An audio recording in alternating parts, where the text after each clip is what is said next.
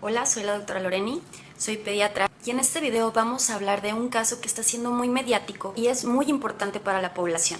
Pediatras, anestesiólogos, odontólogos, cirujanos maxilofaciales manifestamos preocupación por una práctica que está haciendo una odontóloga llamada María Irene. María Irene es odontóloga pediatra y ella está aplicando una técnica que se llama sedación consciente con midazolam. Para los que no sepan, el midazolam es un medicamento que deprime el sistema nervioso central, ocasionando un estado de sedación en una persona. La técnica que aplica la doctora es una técnica que se realiza en Estados Unidos o en Europa y está descrita. Esta técnica consiste en aplicar midazolam vía intranasal buscando relajar al niño, cuidando que no pierda la conciencia. Es decir, el niño está despierto pero en un estado de relajación, lo que le facilita al odontólogo poder trabajar sin tener resistencia de parte del paciente pediátrico. Pero lo importante de esta técnica es que se debe de realizar bajo condiciones muy estrictas, debido a que el midazolam, al ser un medicamento que deprime el sistema nervioso central, como efecto, el paciente puede llegar a tener una depresión respiratoria, incluso llegar a un paro respiratorio, lo que puede terminar en un desenlace fatal. Por eso, quien la aplica debe de ser un personal capacitado. En México, el personal que está capacitado para llevar a cabo una sedación con midazolam, que es un medicamento controlado en México, se realiza especialmente por el anestesiólogo o el pediatra, pues son quienes tienen la capacidad de que en caso de que el paciente tenga una depresión respiratoria o un paro respiratorio, el médico especialista tiene la capacidad de actuar eficazmente para reanimar al paciente. En México, los programas de odontología o de odontología pediátrica no tienen la enseñanza ni la capacitación de los odontólogos para actuar frente a un paro cardiorrespiratorio, y esto es lo grave aquí. Y voy a citar justamente al curso que imparte la doctora, porque aparte imparte un curso para capacitar a otros odontólogos a hacer uso de esta técnica. Un curso de 21 horas que ha ido a presentar a distintos hospitales y en distintas plataformas como si la sedación con midazolam fuera algo banal, siendo que es un medicamento que se usa exclusivamente de manera hospitalaria, donde sí se tienen los medios y al personal capacitado para utilizarlo. ¿Qué necesito? En primer lugar, para sedar a un paciente pediátrico, ya sea consciente o inconsciente, con midazolam, lo primero es el personal capacitado. En México, quienes están capacitados para hacer uso de estos medicamentos son el pediatra y el anestesiólogo. Estudios, o a lo mejor algunos que no lo tuvieron pueden ir tomando cursos o talleres. El programa escolar de odontología o de odontología pediátrica no incluyen un programa de reanimación, que aunque tomen algún curso de 3 días, esto no los capacita para hacer este tipo de procedimientos. Instalaciones apropiadas. ¿Qué quiere decir esto de instalaciones apropiadas? Que bueno, yo pueda tener la certeza de que tengo un tanque de oxígeno, que tengo un carro rojo, que tengo un conocimiento de cómo voy a poder rescatar a un paciente en el caso de que tenga algún problema de reacción adversa al medicamento, ¿verdad? Como dice la doctora, se necesitan instalaciones apropiadas, es decir, un hospital, donde se tiene el equipo necesario para cualquier efecto adverso. Si vemos cómo realiza la doctora el procedimiento, podemos ver que la instalación donde la doctora aplica este tipo de anestesia es en una sala de espera, en una silla, el papá con el niño en brazos, y así se aplica vía intranasal el midazolam. Esas son las instalaciones que usa la doctora. Obviamente no es el ambiente apropiado para llevar a cabo esta técnica. ¿Cuál es mi equipamiento que tengo que tener? Pues oxígeno, un tanque de oxígeno. Debemos de tener el equipo necesario, sobre todo tanques de oxígeno.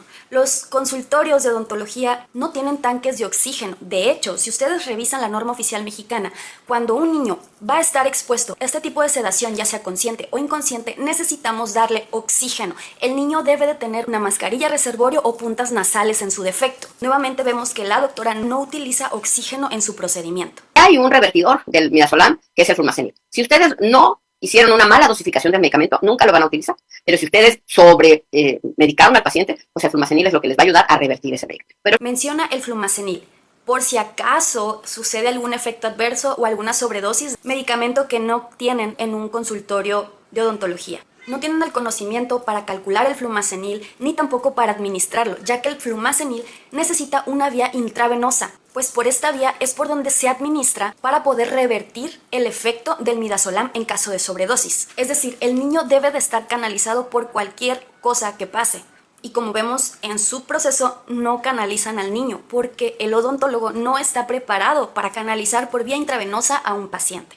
un anestesiólogo o un pediatra en el momento que va a hacer uso del midazolam, el niño siempre va a tener una vía intravenosa en donde administrar medicamentos de manera inmediata si llega a pasar algún efecto no deseado. Pueda tener la certeza de que tengo un tanque de oxígeno, que tengo un carro rojo, que tengo un conocimiento de cómo voy a poder rescatar a un paciente en el caso de que tenga algún problema.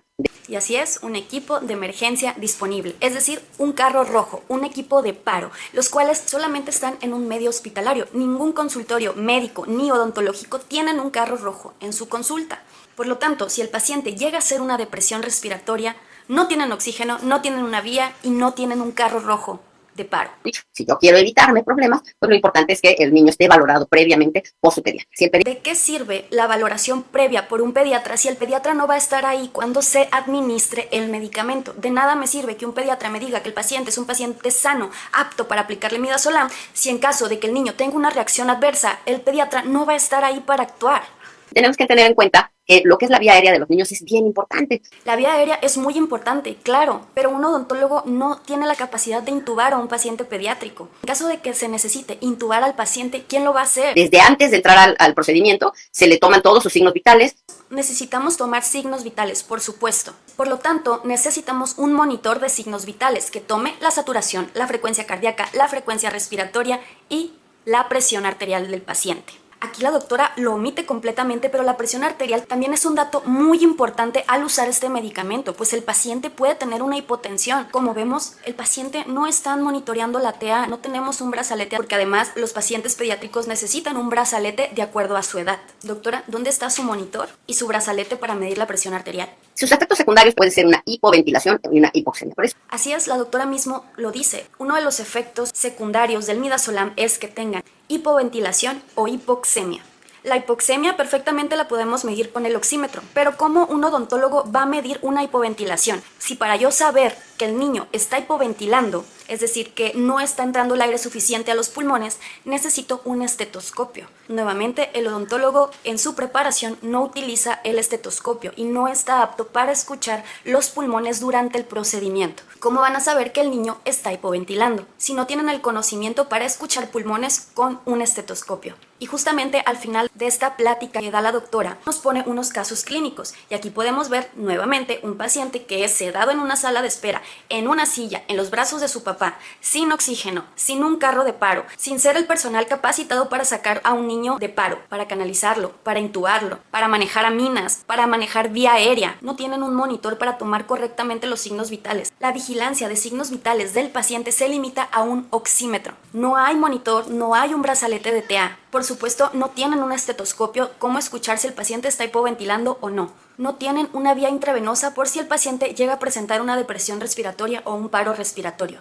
No hay carro de paro, no hay equipo de reanimación. Y en el segundo caso clínico nos pone un niño de 1 año con 6 meses, de la misma manera. Porque la doctora sí nos mostró documentos que la avalan como odontóloga pediatra, pero ningún documento que la avale como que esté capacitada para reanimar a un paciente que caiga en paro. Los médicos, además de nuestra especialidad, cada 2 años nos tenemos que actualizar en un curso de soporte vital avanzado pediátrico, curso que la doctora no tiene. Entonces, ¿cómo puede decir que ella está capacitada para tratar a un paciente en paro? Con este video quiero concientizar a los papás. Si su niño necesita procedimientos de este tipo y necesita ser sedado, cerciórense de que sean sedados por un anestesiólogo y en quirófano, en un hospital. Es importante que sepan que en México los odontólogos pediatras no están capacitados para llevar esta técnica a cabo.